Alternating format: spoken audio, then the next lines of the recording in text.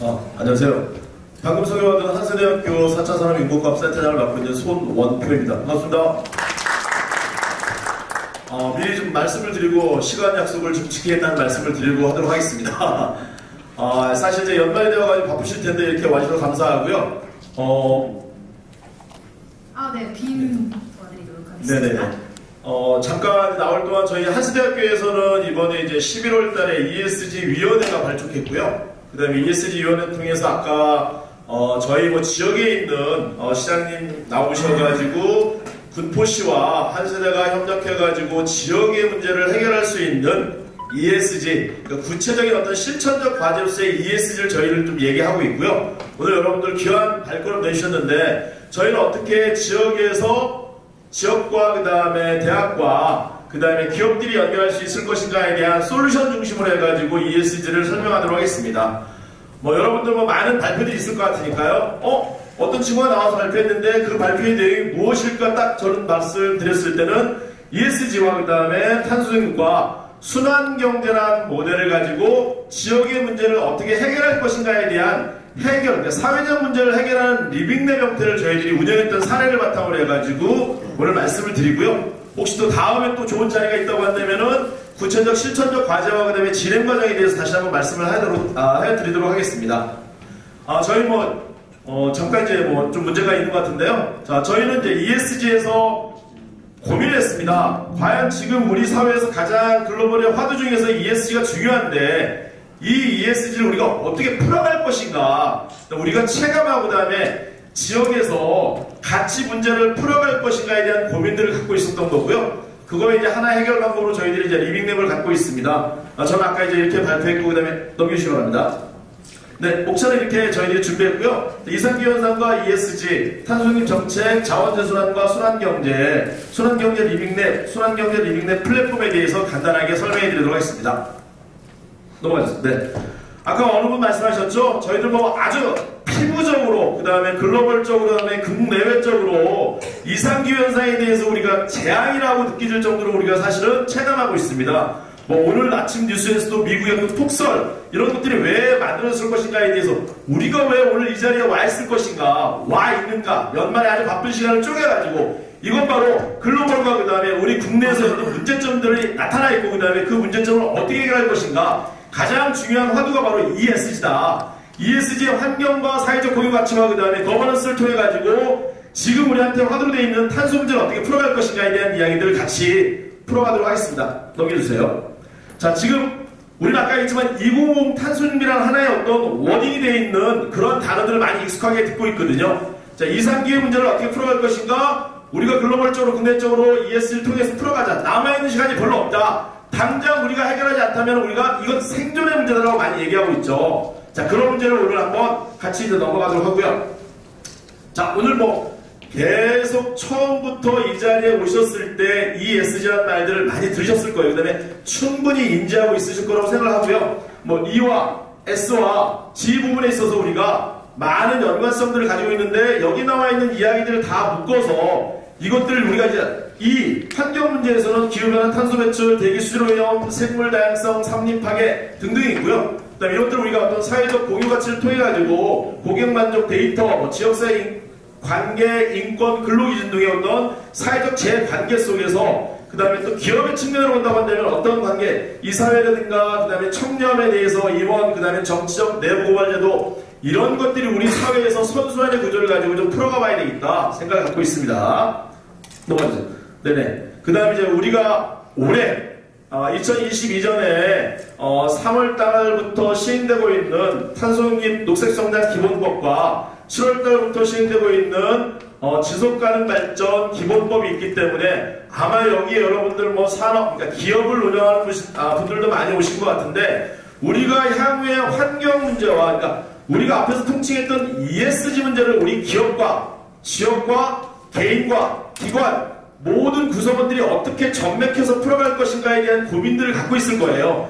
그 고민에 대한 제도적 근거는 이미 만들어져 있다. 우리가 그 제도적 근거를 통해서 어떻게 적용해서 풀어가고 우리 어떤 사회의 모습을 바뀌어나갈 것인가에 대해서는 이미 충분히 준비가 되어 있다고 말씀을 드릴 것 같고요. 넘어가 주세요. 네, 계속해서 우리가 탄소중립 녹색성장 기본법에 따라가지고 우리가 어떠한 요소를 가지고 우리 사회 속에서 풀어가야 될 것인가. 아주 짧은 시간이기 때문에 여러분들이 앞에 나와 있는 제시된 내용들을 가지고 여러분들이 좀 파악을 해주시고요. 혹시 나중에 필요한 내용이 있다고 한다면 저희들이 여기 오늘 주최해주신 콜라보 뉴스와 그 다음에 콜라보 클럽을 통해 가지고 자료는 공유할 생각을 갖고 있으니까 혹시 자세한 내용을 파악하고 싶으시다고 한다면은 자료 요청을 해드리면은 저희들이 제가 이렇게 좀 전달을 하도록 하겠습니다. 자, 넘어가 주시고. 자, 그 다음 저희는 아까 얘기했지만 우리 앞에서 이제 양준수 회장님께서 좋은 말씀, 그러니까 ESG의 국가 정책을 통해 가지고 기술적으로 어떻게 접목할 것인가, 우리 사회에서 디지털 트랜스포메이션에 대해서 우리가 그 바탕을 가지고 ESG 탄소중립의 문제들, 이산기후의 어떤 재앙의 문제들을 풀어가는 하나의 방법을 제시하고 있는데, 이런 부분 속에서 저희는 사실 오늘 이 자리에서 많은 것을 얘기하는 것보다는 우리 생활 속에 느껴지는 자원의 재순환 문제를 통해 가지고 환경 문제를 우리가 좀 극복해 볼 수 있는 새로운 대안들을 만들어 보는 게 어떨까. 이게 저희 군포와 그 다음에 경기도와 그 다음에 저희 한 세대에서 풀어가려고 하는 하나의 어떤 시발점이고요. 오늘 제가 여기서 여러분들한테 말씀드리고자 하는 것은 그런 일련의 과정 속에서 하나의 포인트를 잡아가지고 지금 진행하고 있는 부분들을 간단하게 설명을 해드릴 것입니다. 그래서 ESG 부분에서 저희들은 탄소 중립을 어떻게 저감시키고 그 다음에 대응해 나갈 것인가에 대한 부분 속에서 우리 특히 뒤에 나와 있지만 생활 폐기물의 어떤 자원순환 속에서 우리가 문제를 해결하는 그러한 과정을 좀 찾아보고 있고요.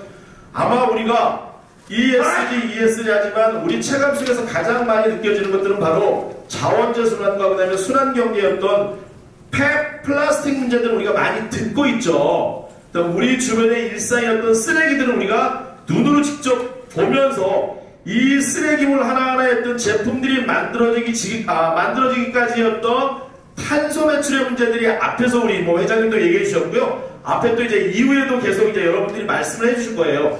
그러한 과정 속에서 만들어진 탄소였던 제품들을 우리가 어떻게 더 이상의 탄소 문제들을 우리 사회 속에서 좀 줄여나가면서 우리 생활들의 어떤 물질적 풍요를 아직까지 우리가 사실 누리는 거에 익숙하기 때문에 이것들 우리가 같이 생활의 문제를 풀어가면서 어떤 문제가 닥쳐있는 부분들을 어떻게 해결할 것인가에 대해서 저희들은 특히 생활 폐기물의 문제에 있어서 자원 재순환의 요소를 저희들이 보고 있습니다.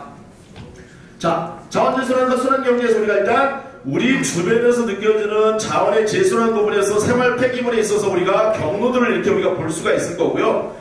생활 폐기물이 물론 저도 사실 오늘 아침에 일어나가지고 저녁까지 어떤 생활 환경 속에서 분명히 생활 폐기물이 발생할 수밖에 없거든요. 물론 실천적으로 하나씩 줄이는 것들도 저희한테 중요한 요소겠지만 이 순환의 구조, 스트럭처 속에서 이 구조의 문제를 우리가 어떻게 풀어갈 것인가에 대한 고민들도 같이 해나가는데 이러한 일단의 경로들을 여러분들이 익숙하게 다 아실 거라고 생각하고요. 자, 수치화되어 있습니다. 그다음에 이 수치화된 데이터들은 여러분들이 또 찾아볼 수가 있는데 생활 폐기물 발생 증가로 본다고 한다면은 계속 우리가 특히 코로나 3년을 겪으면서 상당히 많은 생활 폐기물이 이렇게 나와 있고요. 그 다음 점점점 당연히 전체적인 물량이 늘어나다 보니까 개개인의 어떤 배출하는 물량도 당연히 이렇게 수치상으로 늘어날 수밖에 없는 요소를 우리가 확인할 수 있습니다. 마찬가지로 우리 생활 폐기물 발생기 처리 현황에 대해서 그 근거 데이터들을 좀 만들었고요. 네, 넘어가 주세요. 네네. 자, 잠깐 보시면은 우리가 익숙하게 여겨지는 생활 폐기물의 문제점들이 뭐가 있을 것인가. 이미 저보다도 사실 여러분들은 너무나 익숙하게 다 체감할 수 있는 내용들일 거예요. 종량제 봉투에 재활용 가능 자원이 많이 포함되어 배출되고 있다. 문제점이죠, 그렇죠? 탈수하지 않고 음식물을 배출해 은폐수 발생. 그 다음에 종량제 봉투 배출 대상을 음식물 쓰레기로 배출하는 음식물 가연성 재활용. 자, 이런 것들이 또 어떤 문제가 하나 있냐면 재활용 시장이 침체될 때마다 민간 수거업체 수거 중단 문제 발생. 디테일하게 얘기한다면은 한 2달 전인가 제가 롯데 아이시스 맞죠? 우리 이제 생수를 만드는 그 상무님을 만났는데 사실 그 상무님한테 가장 중요한 과제 중 하나가 지금 아이시스를 그 생수를 만들 때 탄소를 배출하는 양들을 줄이는 거와 그 다음에 다시 리펫을 사용하는 문제들에 대해서 많이 얘기하더라고요.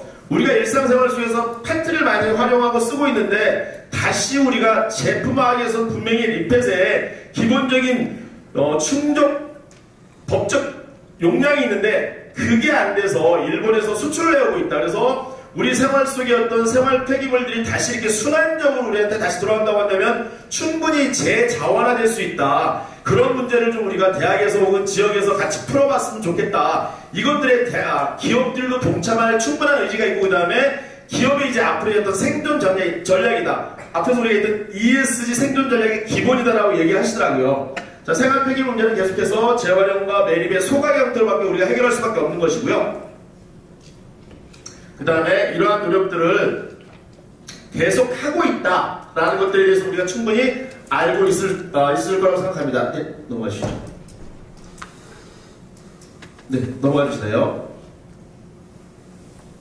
네네.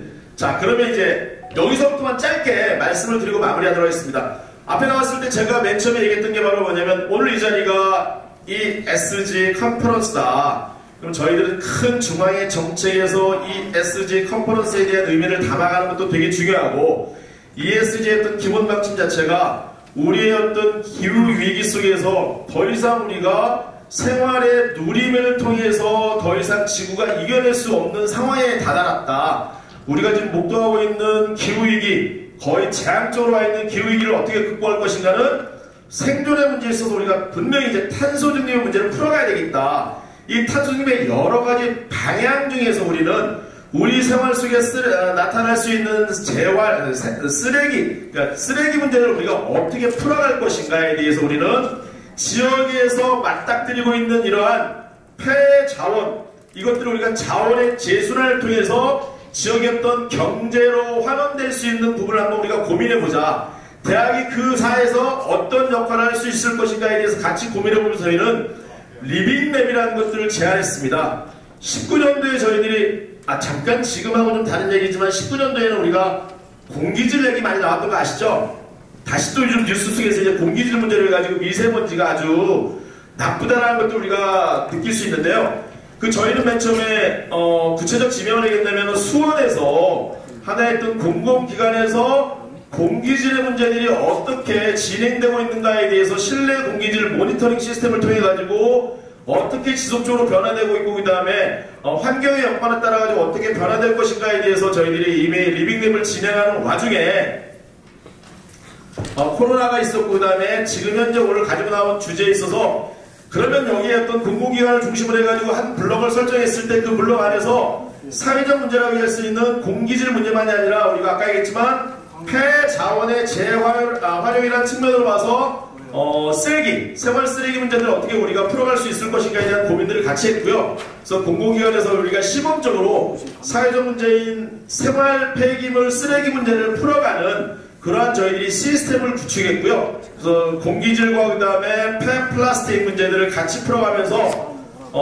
저희들이 그 안에 있는 구성원들과 이 폐플라스틱을 통해 가지고 저희들이 모으는 것과 이 모아져 있는 폐플라스틱이 물론 이제 산업계로 접근하기에는 그 용량이나 일단 기본적인 체계 자체가 좀 덜 돼 있기 때문에 그 안에서 새롭게 풀어가보자 해가지고 새로운 용품을 만들어가는 형태로서 저희들이 좀 수원의 공공기관에서 리빙랩 형태를 해가지고 풀어갔던 사례입니다. 그래서 저희들이 사회적 문제가 어떤 문제인가에 대해서 우리는 ESG에서 탄소 중립에 대해서 생활 폐기물 문제들을 조금이나마 저감할 수 있는 방안들을 가지고 풀어보자. 그래서 하나의 공공기관을 중심으로 해가지고 지역의 주민들이 체감할 수 있는 환경의 문제를 다시 한번 우리가 같이 언급하면서 그 다음에 여기에 우리가 솔루션을 제시할 수 있는 기업들과 같이 연계해가지고 기업의 기술적 발전의 형태들이 주민이 체감할 수 있는 형태로서의 어떤 리빙랩을 정해가지고 공기질과 그 다음에 폐플라스틱의 수거와 함께 그 다음에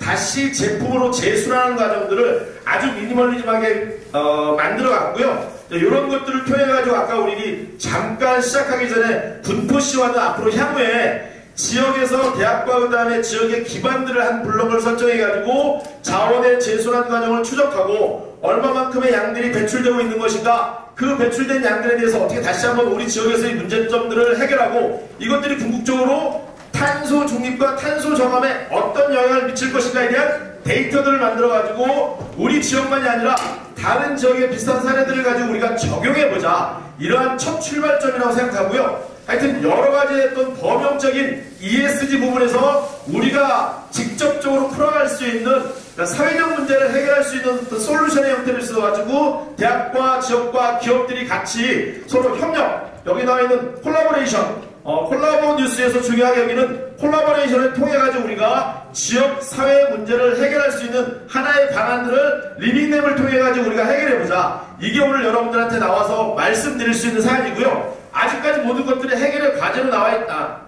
과제로 나와있지 해결의 전 과정은 아니라고 생각이 듭니다. 그래서 여러분들과 혹은 발맞춰 갈 수 있는 그런 저희들은 뭐 개방적인 자세를 갖고 있기 때문에 저희 한세대학교와 그 다음에 군포를 비롯한 경기도 지역에서 작은 리빙랩을 통해 가지고 산업에 기업의 기술이 적용될 수 있는 그러한 리빙랩의 어떤 상용화, 실용화, 그다음 확장성까지 앞으로 지향해 나가겠다는 생각을 가지고 오늘 좀 발표를 했고요. 내년에 또 좋은 자리가 있다고 한다면 그 과정들이 어떻게 진행되고 있는가에 대해서는 여러분들과 그 다음에 우리 콜라보 뉴스와 그 다음에 콜라보 클럽과 한세대학교 군포시 경기도가 함께 해 나감을 다시 한번 말씀을 드리면서 조금은 지났지만 마무리하도록 하겠습니다. 감사합니다.